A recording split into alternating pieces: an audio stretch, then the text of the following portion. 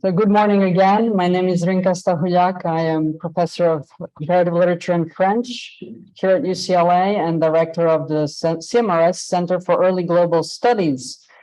It is my great pleasure to welcome you on this morning and to welcome you also, given that we had the wonderful events in Westwood with motorcades. So you really came at a perfect time. I mean, we organized all of that for you, of course. But, you know, this is the power of CMRS Center for Early Global Studies. And it is really my great pleasure to welcome you in person. What promisingly looks like will be our first full year in person since the start of the pandemic. Now, much has happened, much is happening at home, in the world, and many of us perhaps have a sense of a new beginning coming out of this pandemic. But I think we also realize, and I believe many of us still are working through a sense of a great loss, great fatigue, and anxiety. And I wanted to acknowledge that at this moment, as we do also rejoice at what lies ahead in the next academic year. So I welcome you to this first event of our programming for the center. And I do so also on behalf of a transformed center that is now called CMRS Center for Early Global Studies since September 2021, when we changed our almost 60-year-old name from Center for Medieval and Renaissance Studies, CMRS, to the Center for Early Global Studies, CEGS. Now, this new name was not a hollow attempt, I assure you, to embrace the world. It marked actually 2 years of change that began in 2019. And I do invite you to take a look around our website to see the past programming, but also to see the research platform that we've established. And I will say a few words about that and about the center and the name change. So what we wanted to do was to counteract the varying periodizations across the globe, which do not fit neatly along the European lines of division of ancient and medieval. And of course, there are parts of the world outside of Europe that did not know the Renaissance either.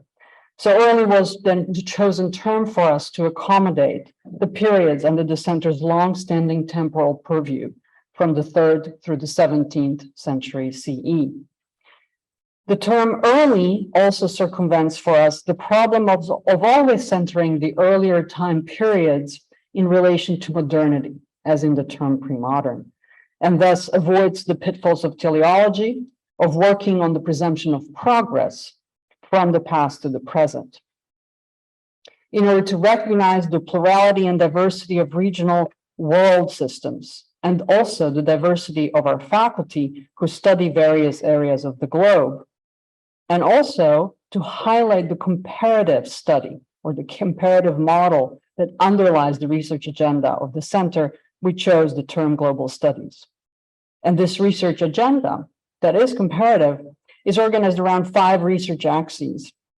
They are sustainability repurposing, fluidity permanence, bodies performance, conversion mobility, communication archive. Spatial and temporal connectivity are not the premise of the center's research axes, or not the sole premise in any case. If they were, we'd not be very global, as you can imagine, prior to 1521 or 22. But our research agenda is connected through methodology, and that is the foundation of our globality. Our name update also allowed us to account for what we had never previously done, the fact that one of the world's biggest research centers dedicated to almost 1,500 years of human past is physically located in California, on the Pacific Rim, at the extreme of the Western world that opens onto the Asia Pacific, and is connected to the long history of the indigenous North and South Americas. CMRS CEGS respectfully acknowledges our presence on the traditional, ancestral, and unceded territory of the Gabrielino Tongva peoples. As a land-grant institution, we pay our respects to the Honukuetam, Ahihiram, and Eyohinkem, past, present, and emerging. The transformation of CMRS into SEGS comes at the time of great change at UCLA. Our Dean of Humanities, David Skaberg, who has served for 11 years, will be stepping down in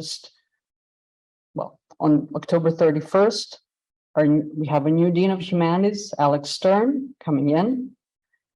And also Professor of Sociology, former Dean of Social Sciences, Darnell Hunt, has stepped into the role of UCLA's new Executive Vice Chancellor and Provost, and brings with him the focus on community-engaged learning and inclusive excellence. It feels to me that a conference on communities and ethno-religious interaction could not be more auspicious for us for the start of this year. This conference illustrates the ways in which CMRS SEGS can continue to contribute to this community-engaged learning by advocating for what I call, and what you will hear me repeat often in the future, a global past for the 21st century. I'm thankful to Tom Barton, CMRS SEGS Associate Member and Professor of History at our sister institution, UC San Diego, for organizing this conference with such patient dedication and great insight into what are major questions facing us to this day. In my recent director's letter, I talked about these questions of our society and our world and speculated that what has for a long time been a problem for the specialists of the past in American academia, namely how to make the past relevant to the present, may no longer be the question. How to make the past relevant may now have an entirely different resonance in our social discursive moment, when the past is no longer held as a research object, but has become a mythical, phantasmagoric, unchanging, sempiternal state of being.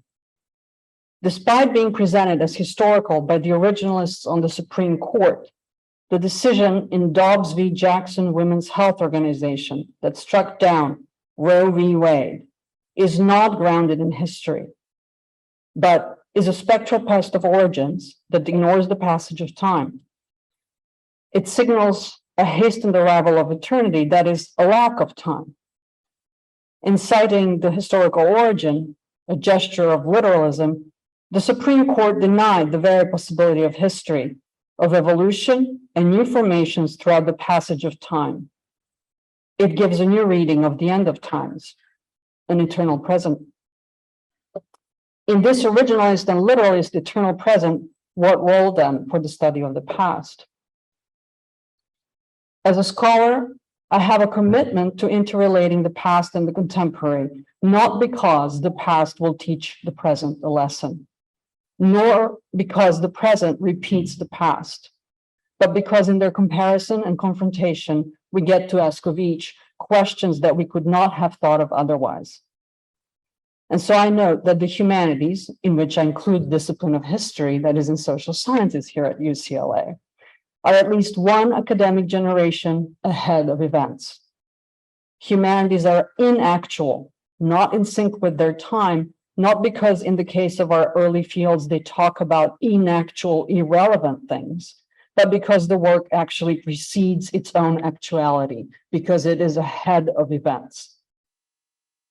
Sarah Lipton said poignantly at the last meeting of the Medieval Academy of America in March 2020 in Charlottesville, and we all remember Charlottesville, that she did not know that her work on anti-Jewish polemic was going to be at the heart of recent events linked to anti-Semitism. She didn't choose it because it was going to be relevant in that way. The same can be said of the work of Monica Green, who spent most of her scholarly life working on medieval medicine, but her research on the Great Plague of the 14th century only now became of utmost global currency. I couldn't have planned for all the interest that my book on medieval and Afghan fixers was going to generate when published in France in early September 2021, at the very moment when those who had helped the Westerners were left behind during the catastrophic US and NATO withdrawal from Afghanistan. I have elsewhere called this phenomenon the future interior of humanities work. I say we should keep an archive of every instance in which the scholarly work preceded its own actuality and bring it as proof to any administrator who is asking for deliverables and outputs, or to any politician who denies history and differentiation in time. Speculative futures are the domain of the humanities, even when we study them as a past. So perhaps one of our main contributions can be to deepen this understanding of the relationship between the past and the future, and to do so through the lens of the global past. At the end of these opening remarks, let me acknowledge that there is no center to the center and no future present or past to any conference without our dedicated staff.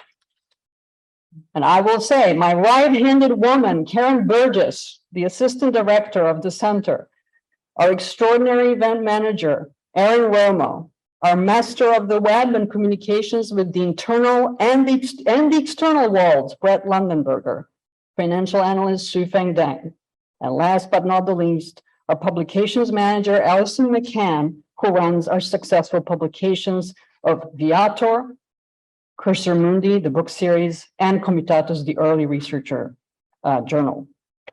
May we give them a round of applause, please.